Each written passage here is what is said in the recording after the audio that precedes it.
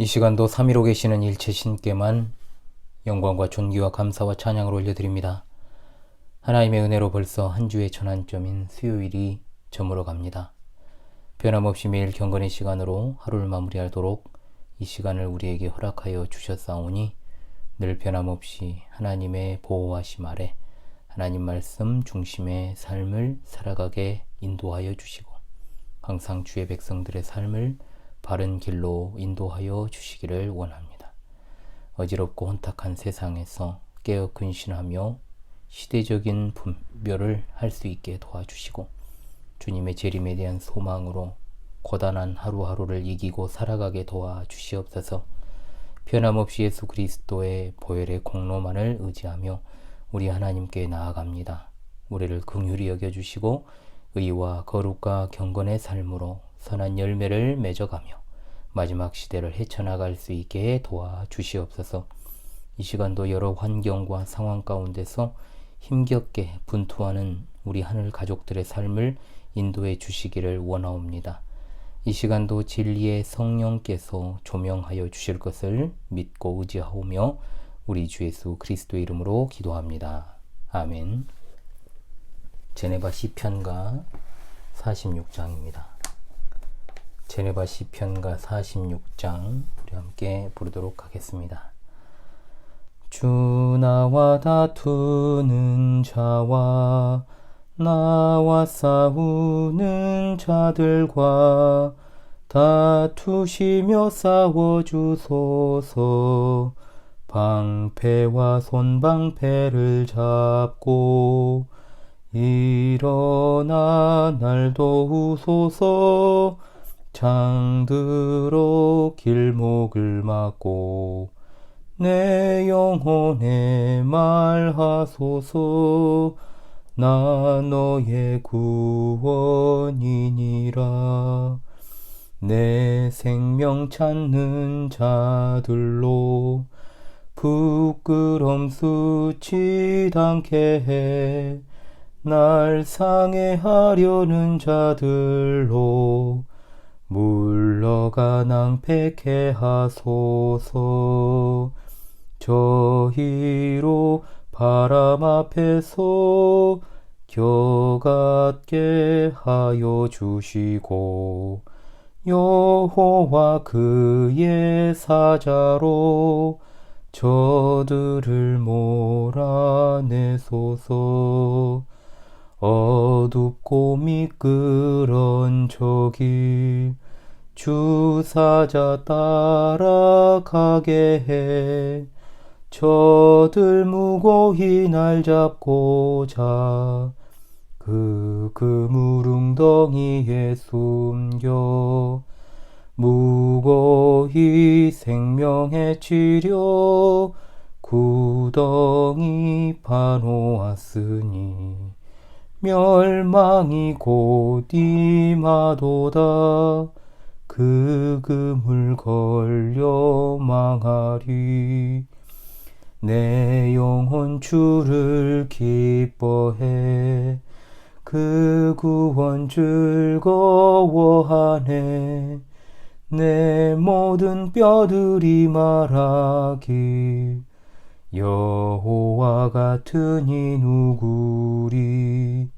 가난한 자를 그보다 강한 자에게 건지며 가난하고 궁핍한 자 노략자에서 건지네. 아멘. 참 개인적으로 제가 굉장히 좋아하는 제네바 시편가입니다. 하나님 말씀 보겠습니다. 하나님 말씀 사도행전 오늘은 25장입니다. 사도행전 25장의 말씀을 오늘은 보도록 하겠습니다. 성경이 좀 낡아가지고 사도행전 25장 말씀입니다. 여러분 보시면 이게 관주 성경입니다.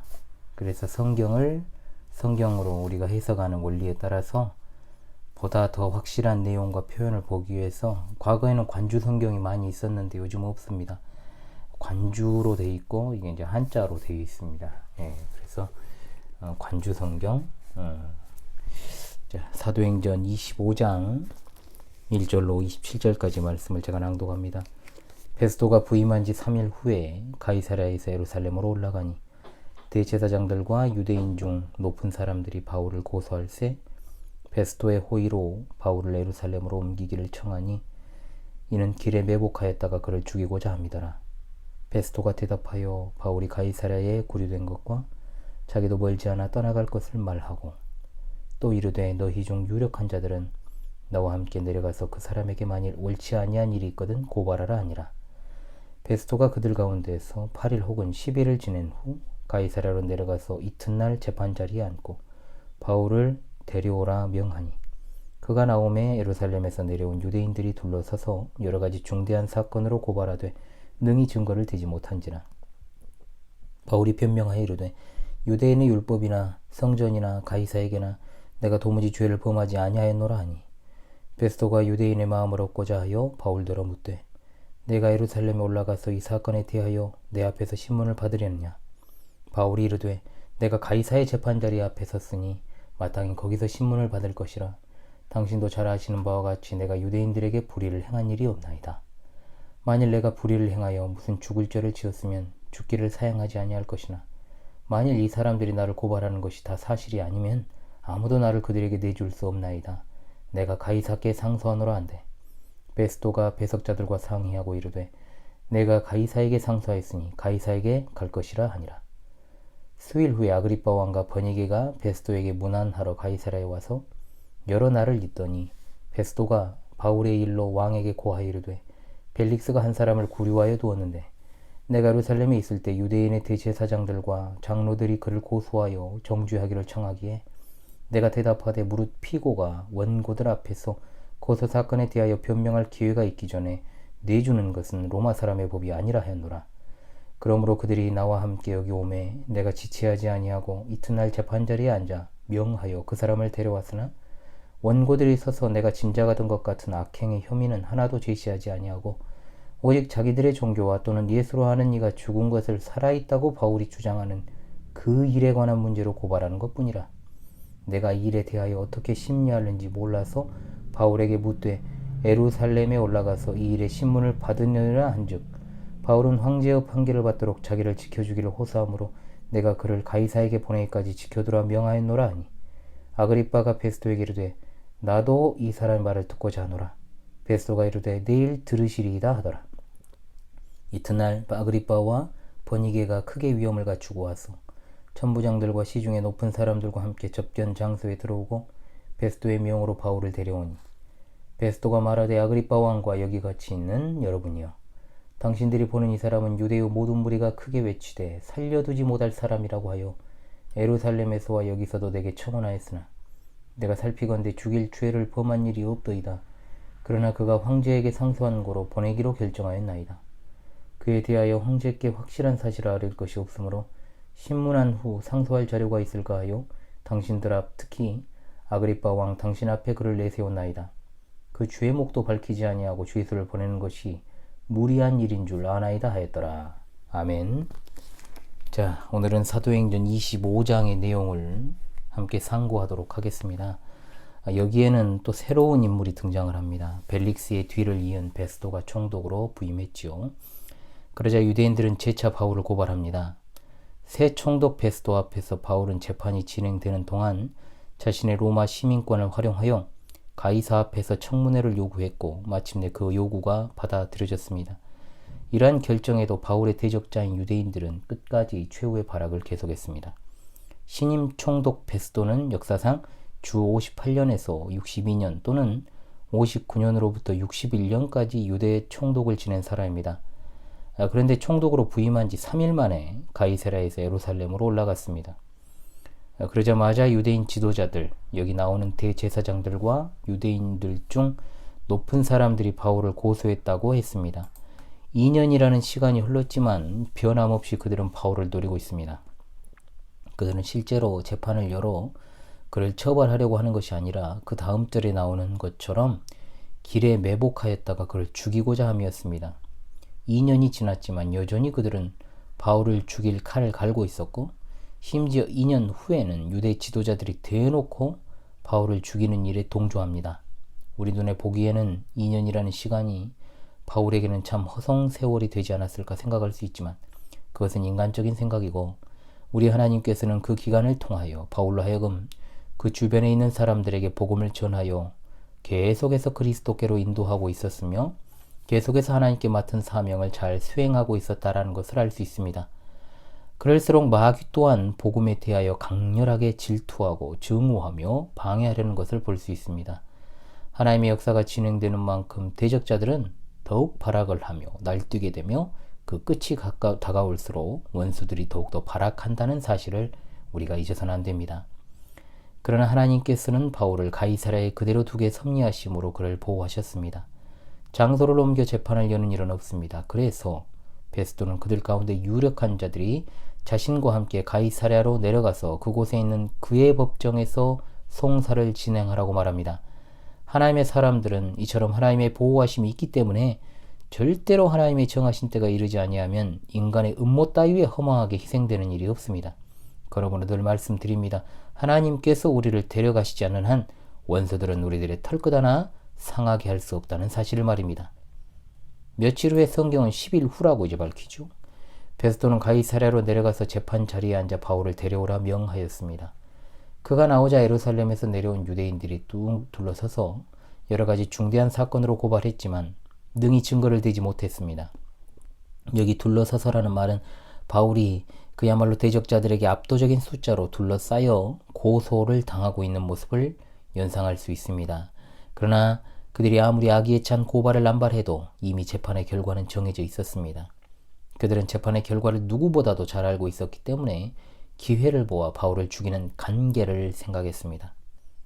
그러나 바울은 말합니다. 유대인의 율법이나 성전이나 가이사에게나 내가 도무지 죄를 범하지 아니하였노라.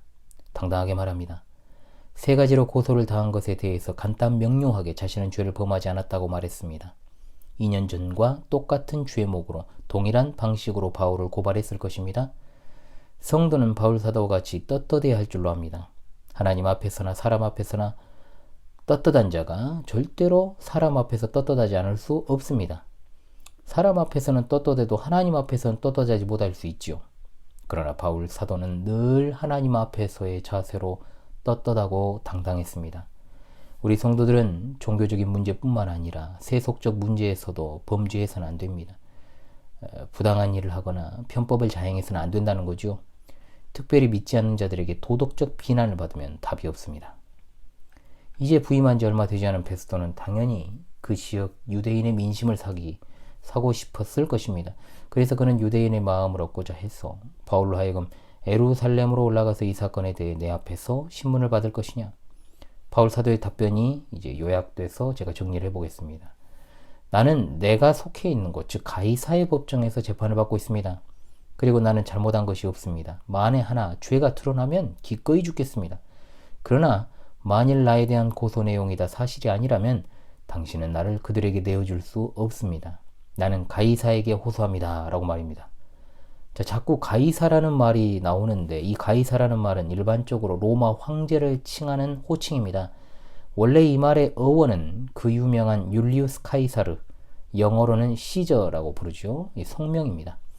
그런데 그의 양자였던 율리우스 카이사르 옥타비아누스가 제정 로마의 초대 황제로 이제 제정 로마 시대를 연 이후에 가이사라는 말은 로마 황제의 동요가 된 겁니다. 예수님이 탄생하실 즈음에 통치하던 자가 바로 성경의 가이사 아구스도, 누굽니까 역사적으로? 카이사르 아우구스투스 옥타비아누스입니다. 자, 로마 시민은 가이사에게 호소할 권리가 있었습니다. 이 말은 황제가 직접 재판을 주관한다는 뜻이 아니고 로마의 최고법정에서 재판받을 권리가 있다. 지금으로 따지면 대법원에 상고하는 것과 같은 거죠. 지방법원에서 사형 판결을 받은 로마 시민을 보호해 주기 위한 법, 이것이 바로 이 법입니다. 예루살렘에서는 어차피 바울에게 유리한 배심원은 한 명도 없습니다. 그래서 바울은 로마 시민들로만 구성된 배심원단이 있는 법정을 요구한 것이기도 하죠. 주후 60년까지만 해도 로마 정부의 그리스도인들의 박해는 본격적으로 이루어지지 않았기 때문에 가능한 일이었습니다. 또한 바울은 하나님의 지시하심에 따라 로마에 가서 복음을 전할 수 있기를 간절히 원했고 지난 2년 동안 구류 상태에 있으면서도 그것을 위해서 기도하며 학수고대했을 것입니다. 그러자 베스토는 배석자들과 상의하고 이르되 내가 가이사에게 상소했으니 가이사에게 갈 것이니라. 베스토가 소송을 주관했다면 결국 바울은 무죄로 석방되었을 것입니다.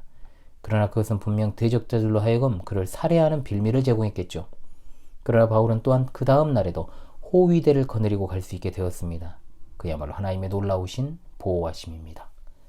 시간이 좀 더 흘렀습니다. 수일 후에 아그리빠 왕과 버니게가 베스토에게 문안하러 가이사랴에 와서 여러 날 있게 되었습니다. 자, 여기 아그리빠 왕은 헤롯 아그리빠 2세입니다.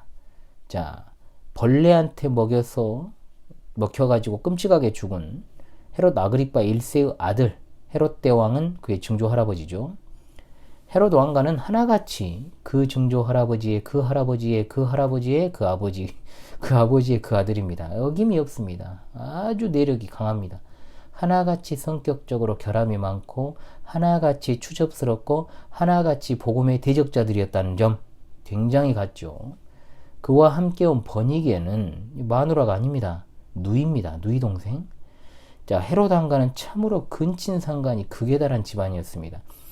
버니게는 삼촌하고 결혼했던 여자고 그 삼촌이 죽으니까 자신의 오빠인지 동생인지 알 수 없지만 어찌되었든 아그리빠 2세의 집에 거했는데 둘 사이가 그렇고 그런 사이라는 소문이 널리 퍼졌다고 합니다. 나중에 결혼을 한 번 더 하고 다시 오빠 또는 동생인 아그리빠 2세한테 왔다가 나중에 또 로마 황제 티투스와 연애를 합니다. 야, 진짜 말하기도 뭐할 정도로 추접스러운 콩가루 집안이죠. 베스토가 헤롯에게 바울에 대한 어떤 자문을 구한 것은 헤롯이 대제사장을 임명하고 성전 보물을 주관하는 자였기 때문에 또한 그들에게 영향력을 행사할 수 있는 자였기 때문입니다. 그래서 상세하게 바울의 일에 대해서 설명을 하죠. 소송의 내용을 재빨리 말해주고 난 다음 베스토는 또한 말합니다. 18절로 20절에 이것이 자기들의 종교에 관한 문제라는 것, 예수라 하는 이가 죽은 것을 살아있다고 바울이 주장하는 그 일에 관한 문제로 고발하는 것 뿐이라고 했습니다. 베스토가 지금 헤롯에게 이러한 일을 상세하게 이야기하는 건 그가 지금 이 문제를 어떻게 해야 할지를 고민하고 있음을 보여줍니다. 특별히 그가 혼란스러웠던 건 죽은 자가 다시 살아났다고 하는 문제입니다. 베스토란 사람은 이를 봤을 때 상당히 신중한 인물이었음을 보여줍니다. 그리고 재빨리 자신의 보고에 결론을 맺습니다. 바울이 황제의 판결을 받을 수 있게 해달라고 호소했기 때문에 로마로 보낼 수속과 절차를 밟는 동안 감옥에 있었습니다. 그러자 헤롯은 이 사람의 말을 듣고자 하노라. 베스토가 원하는 게 이거였죠. 그는 새로이 부임한 이 지역 사정을 알고 싶었기 때문에 그 다음날 아그리빠와 함께 바울을 접견하기로 일정을 잡았습니다. 이것은 단순하게 바울과의 만남, 그 이상의 의미를 갖습니다. 바울은 다시금 가이사랴에서 이 지역의 고관 대작들 앞에서 복음을 증거할 기회를 잡은 것입니다. 그것은 바로 복음을 들은 자들이 핑계할 수 없게 하기 위함임을 기억합시다. 그리고 그 다음 날이 밝았습니다. 청문회가 열렸죠. 여기에는 총독 베스토, 아그리빠 2세, 그리고 천부장들과 시중에 높은 사람들이 모였습니다. 천부장은 말 그대로 1000명의 보병을 지휘하는 보병사령관들입니다. 가이사랴에는 5개의 보병대가 주둔하고 있었습니다. 바울은 이것을 미리 안내받지 못했을 것입니다. 오로지 바울 사도는 성령님을 의지할 수밖에 없었고 또한 성령께서 바울에게 마땅히 할 말을 주셨습니다. 베스토의 말은 여전히 똑같습니다. 바울은 무죄하다. 그리고 이 청문회를 연 것은 황제에게 보낼 보고서에 아뢰할 것이 없기 때문에 그를 고소하는 내용들을 자세하게 준비하여 황제에게 상소하기 위해 연 자리다. 여전히 동족들, 특히 유대 종교 지도자들은 바울을 죽이려 하지만 이방인 지도자들은 하나같이 바울이 죄가 없다고 말합니다. 이런 것을 봤을 때 종교인이 타락하면 일반인보다 더 악해진다라는 평범한 사실을 알게 됩니다. 사람은 기본적인 양심이 탑재되어 있어야 하고 또한 이성을 가지고 도덕적인 시시비비를 판단할 수 있어야 하며 악을 버리고 선을 택하는 것이 필요합니다. 그런데 이런 기본도 갖추지 못한 자들이 지도자랍시고 상석에 앉아 있으니 그 단체나 기관이 잘 돌아갈 리가 없습니다. 문제는 교회의 목사들이 본분을 잃어버리고 이런 일들을 자행한다는 것이죠. 성도들은 마땅히 기본에 충실한 자들이 되어야 합니다. 그리고 하나님의 말씀대로 모든 일을 판단하는 영적인 분별력도 갖추어야 될 것입니다. 오늘 본문을 통해 얻는 교훈 몇 가지를 살피고 오늘 경건의 시간을 마무리하겠습니다. 첫째로, 우리는 하나님 앞에서나 사람 앞에서나 양심에 거리낌이 없는 자로 서야 할 줄로 믿습니다. 바울이 총독 법정에서 당당하게 유대인의 율법이나 성전이나 가이사에게나 죄를 범하지 않았다라고 증거했습니다. 로마 총독 베스도가 보기에도 그는 죽을 죄를 범하지 않았습니다. 특히 우리는 믿지 않는 자들에게 도덕적 결함으로 비난받는 일이 없어야 됩니다. 무엇보다 그 대상이 나의 가족일 때 더 그렇습니다. 그것은 전도에 문이 막히는 것은 물론이거니와 가족뿐만 아니고 지인이나 굉장히 친한 사람들도 되겠죠. 하나님의 영광을 가리는 일이 되기 때문에 그렇습니다. 두 번째, 우리는 어떤 상황 속에서도 하나님의 섭리하심을 믿어야 됩니다. 세상은 참된 성도를 언제나 해하려고 합니다. 바울 사도를 죽음의 위기로부터 늘 지키신 하나님께서는 오늘날에도 성도들을 변함없이 지키십니다. 바울 사도는 죄인의 신부임에도 불구하고 죄수의 권세자들의 법정에서 복음 전할 기회를 얻었습니다. 하나님의 섭리가 아니고선 설명 안 됩니다. 시시각각 어려운 위기 상황이 닥칠지라도 하나님의 섭리의 손길에서 그것이 어떠한 결과로 나타나게 될지 알 수 없습니다. 그러나 적어도 우리 하나님께서는 티끌만도 못한 우리를 그분의 영광의 도구로 지으셨기 때문에 우리의 삶의 모든 곳곳에서 우리는 상상조차도 하지 못할 일을 통해 영광 받으시기를 기뻐하십니다. 늘 하나님의 측량할 수 없는 손길을 바라보며 소망 중에 신앙생활 해나가는 여러분 되시기를 바랍니다. 기도하겠습니다. 하나님, 우리가 하나님 앞에서나 사람 앞에서나 양심에 거리낌이 없는 자로 서기를 원합니다. 하나님의 영광을 드러내기보다 가리는 일들이 많은 우리의 허물 많은 삶이 하나님 보시기에 깨끗하기를 소원합니다. 어떠한 상황 속에서도 하나님의 섭리하심을 믿으며 하나님의 영광의 거울로 나를 비추어 나 스스로를 돌아보고 소망 가운데 살게 도와 주시옵소서. 하나님의 말씀을 신뢰하는 주의 언약 백성들의 오늘 하루도 이렇게 저물어갑니다. 눕고 일어날 때마다 하나님의 은혜를 찬양하며 늘 영육간에 강건하게 하시고 하나님의 영광 가운데 지내온 성도들의 삶을 살피시고 어루만지사 하나님의 은혜 안에서 회복되고 변화될 수 있게 도와 주시옵소서.